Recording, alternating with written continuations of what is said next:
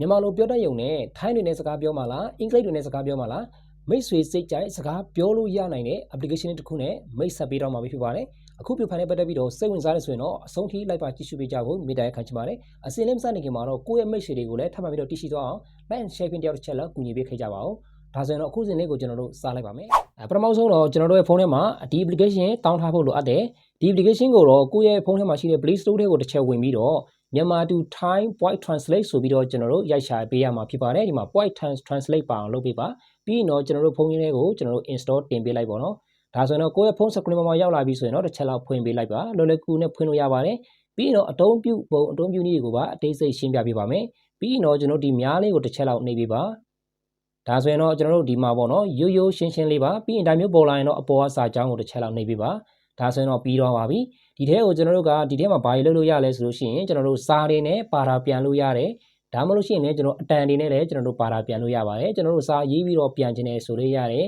အတန်နဲ့လည်းကျွန်တော်တို့ရတယ်ဒီ QR scan ဖတ်တဲ့ဟာတော့မရသေးပါဘူးဟုတ်ပြီနော်ဒါဆိုရင်တော့ကျွန်တော်တို့အခုပထမဆုံးအနေနဲ့ကျွန်တော်တို့ကအတန်နဲ့စကားမပြောခင်မှာစာတွေနဲ့ကျွန်တော်တို့ကဘယ်လိုပြောမှာလဲဆိုရင်ဒီမှာ home ကိုကျွန်တော်တို့တစ်ချက်နှိပ်ပါမယ်ဒါဆိုရင်တော့အခုနေရာမှာတော့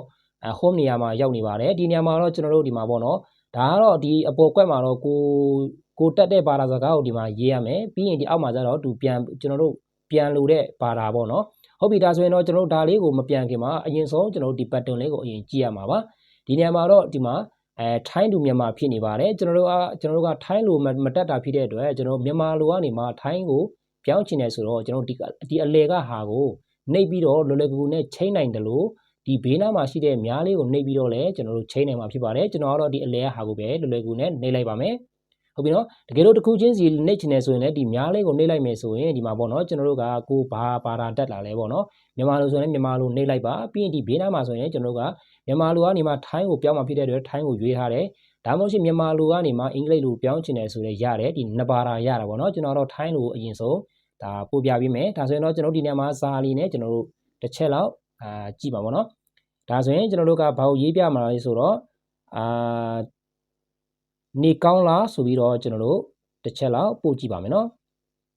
်နေကောင်းလားပေါ့နော်ပြီးရင်ကျွန်တော်တို့ကဒီ translate ကိုတစ်ချက်လောက်နှိပ်ပေးပါခဏလေးစောင့်ပါဒါဆိုရင်တော့ဒီမှာအခုဆိုရင်သူကကျွန်တော်တို့ကိုပါတာပြန်ပေးသွားပြီပေါ့နော်ဒီဟာလေးကိုကျွန်တော်တို့ကဒီအခုပါတာပြန်ထားတဲ့ဒီ time စာကိုကျွန်တော်တို့က copy ယူပြီးတော့ကိုယ့်ရဲ့ဒီ messenger မှာရှိတဲ့မိတ်ဆွေတွေကိုထပ်မံပြီးတော့မျှဝေပေးခြင်းနဲ့ဆိုရင်တော့ကျွန်တော်ဒီ copy link ကိုယူပြီးတော့ကိုယ့်ရဲ့ messenger မှာ time နေနဲ့စကားပြောလို့ရပါတယ်တကယ်လို့ကိုကအတန်ဒီအနေနဲ့နားထောင်ခြင်းနဲ့ဆိုရင်တော့ဒီဘေးနားမှာရှိတဲ့ဒီ speaker ပုံစံလေးကိုတစ်ချက်နှိပ်ပြီးတော့အတန်လေးတွေနားထောင်လို့ရပါတယ်အခုလက်ရှိကျွန်တော်ကတော့ဒီမှာ mic လေးတက်ထားတာဖြစ်တဲ့အတွက်ကျွန်တော်ဖက်မှာတော့ကြားရမှာမဟုတ်ပါဘူးမိတ်ဆွေတို့ဖက်မှာတော့ကြားရလားမသိပါဘူးကျွန်တော်တစ်ချက်လောက်နှိပ်ပြပေးပါမယ်နော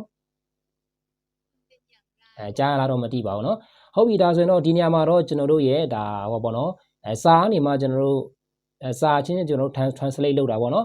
ကိုကဒီနေရာမှာအင်္ဂလိပ်လိုပြောင်းချင်တယ်ဆိုရင်တော့ဒီအပေါ်ကဟာကိုတစ်ချက်နှိပ်ပြီးတော့အင်္ဂလိပ်ကိုပြန်ပြောင်းမယ်ဒါဆိုရင်တော့နေကောင်းလားကိုကျွန်တော်အင်္ဂလိပ်လိုပြောင်းကြည့်ပါမယ်ဒီ translate ကိုတစ်ချက်လောက်နှိပ်မယ်ဒီမှာပေါ့နော်နေကောင်းလားဆိုတော့ how are you ဟုတ်ပြီနော်ဒီဟာကိုလေကျွန်တော်အတန်လေးတွေနားထောင်ချင်တယ်ဆိုရင်လည်းရပါတယ်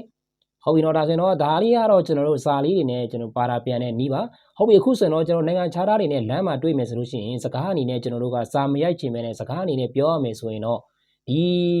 ီဟောနော်ဒါလေးကိုကျွန်တော်တစ်ချက်လောက်နှိပ်ပေးပါနှိပ်လိုက်မယ်ဆိုရင်တော့ဒီမှာဆိုရင်လည်းစောနာကလိုမျိုးပဲကျွန်တော်တို့ဘာသာလေးတွေကိုအရင်ဆုံးပြောင်းပေးလိုက်ပါကျွန်တော်ဒီရှေ့ကိုမြန်မာထည့်လိုက်ပါမယ်ကျွန်တော်တို့ကမြန်မာတစ်မျိုးထည့်တက်တာပေါ့နော်ကျွန်တော်အဲ့ကနေမှကျွန်တော်တို့ထိုင်းလိုပြန်ချင်တယ်ဒါမှမဟုတ်ရှင်အင်္ဂလိပ်လိုပြန်ချင်တယ်ဆိုရင်ကျွန်တော်တို့ပြန်လို့တဲ့ဘာသာကိုရွေးလိုက်ပြီးရင်တော့ကျွန်တော်တို့က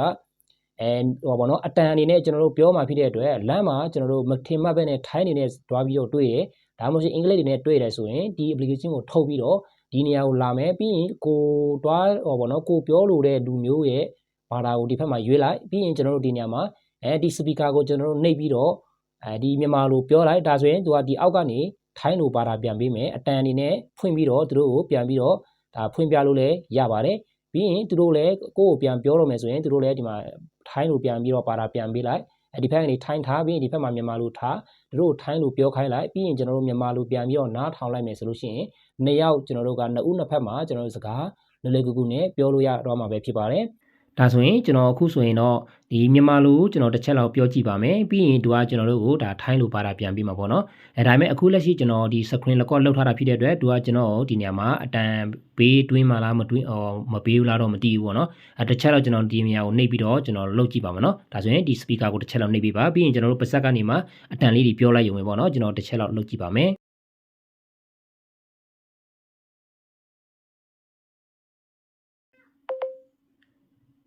ဒါဆိုရင်တော့အခုဆိုရင်ကျွန်တော်တို့မင်္ဂလာပါလို့ကျွန်တော်တို့အတန်လေးတွေပြောလိုက်ရုံနဲ့သူကစာလေးတွေလည်းတစ်ခါလေးပါလာတယ်ဟုတ်ပြီဒါဆိုရင်ဒါလေးကိုသူကကျွန်တော်တို့ကိုဒါထိုင်းလိုပြန်ပြီးတော့ဒီညမှာနားထောင်ကြည့်လိုက်ပါတော့ဒီမှာစာလေးကတော့ဒါမှထိုင်းစာလေးပေါ့နော်မင်္ဂလာပါဆိုတဲ့အတိတ်ပဲပေါ့နော်ဟုတ်ပြီကျွန်တော်ဒီဟာလေးကိုတစ်ချက်လောက်နားထောင်ကြည့်လိုက်ပါမယ် Swasti မိတ်ဆွေတို့ဘက်မှာကြားရလားတော့မသိပါဘူးနော် Swasti စဝတီဆိုပြီးတော့ထွက်လာတာပေါ့နော် Mangalarpar ဒီမြန်မာလိုကြတော့သူအတန်မပီဘူးပေါ့နော်ဟုတ်ပြီဒါဆိုရင်တော့ဒီပုံစံတိုင်းမှာပဲကျွန်တော်တို့ကဒီအင်္ဂလိပ်လိုကိုပြောင်းချင်တယ်ဆိုရင်ဒီဟာလေးကိုအင်္ဂလိပ်လိုပြောင်းကြည့်မယ်ပြီးရင်တော့ကျွန်တော်တို့ကစောနာကလိုမျိုးပဲကျွန်တော်ဒါလေးကိုကျွန်တော်တစ်ချက်လောက်ဖြတ်လိုက်ပါမယ်နော်ပြီးရင်ကျွန်တော်အတန်အနေနဲ့ထပ်ပြီးတော့ဒါအင်္ဂလိပ်လိုဒီရောပေါ့နော်မြန်မာလိုပြောလိုက်မယ်သူကအင်္ဂလိပ်လိုဘယ်လိုမျိုးပေါ်လာမှာလဲပေါ့နော်စပီကာကိုတစ်ချက်လောက်ထပ်ပြီးနှိပ်ပါမယ်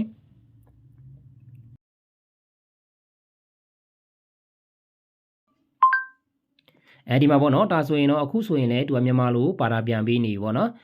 ဒါလေးကိုသူကဒီမှာပေါ့နော်အတန်လေးတွေတော့ကျွန်တော်တို့နားထောင်ကြည့်မယ်ဆိုလည်းရတာပေါ့နော် Hello how are you Hello how are you ပေါ့နော် Hello how are you ပေါ့နော်ဒီမှာနော်မင်္ဂလာပါနေကောင်းလားပေါ့နော်ဒါဆိုလို့ရှိရင်ဒီ application ကိုအရန်ကိုမှအတုံးဝင်ပါတယ်ဒါလေးတွေကိုကျွန်တော်တို့က Messenger နေမှာပြောတယ်ဆိုလို့ရှိရင်လည်းဒီပုံစံတိုင်းနဲ့ကျွန်တော်တို့ပြောလို့ရပါတယ်အတန်လေးတွေပြောပြီးတော့ဒီစာလေးတွေကိုကျွန်တော်တို့ကမရေးတတ်ဘူးဆိုရင်ဒီအောက်မှာရှိတဲ့ copy လေးကိုယူပြီးတော့ဒီစာလေးကို Messenger ထဲမှာတွားပြီး paste ချလိုက်မယ်ပြီးရင်ပို့လိုက်မယ်ဆိုရင်ဒါနိုင်ငံခြားသားတွေနဲ့ကျွန်တော်တို့လွယ်ကူစကားပြောလို့ရမှာပဲဖြစ်ပါတယ်ဟုတ်ပြီဒါဒီ scan ကြတော့မရသေးပါဘူးကျွန်တော်ဒီဘေးနားမှာရှိတဲ့ဒီ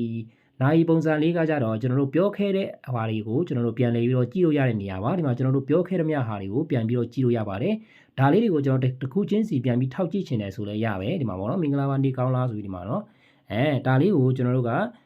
copy ယူချင်တယ်ဆိုလည်းရတယ်ပြန်ဖြတ်ပြစ်မယ်ဆိုလည်းရတယ်နော်ဖြတ်ပြစ်မယ်ဆိုရင်ဒီ delete ကိုနှိပ်လိုက်မယ်ဆိုရင်တော့ဒီမှာဒါဖြတ်ပြီးတော့ပြီပေါ့နော်ဒီပုံစံတိုင်းပဲမိတ်ဆွေတို့အနေနဲ့ကိုယ့်ရဲ့ဖုန်းထဲမှာဒီ application တွင်းထားလိုက်မယ်ဆိုရင်တော့နိုင်ငံခြားသားတွေနဲ့စကားပြောတဲ့အခါမှာဒါထိုင်းတွေပဲဖြစ်ဖြစ်အင်္ဂလိပ်တွေပဲဖြစ်ဖြစ်တွေ့တဲ့အခါမှာကိုကလွယ်လွယ်ကူကူနဲ့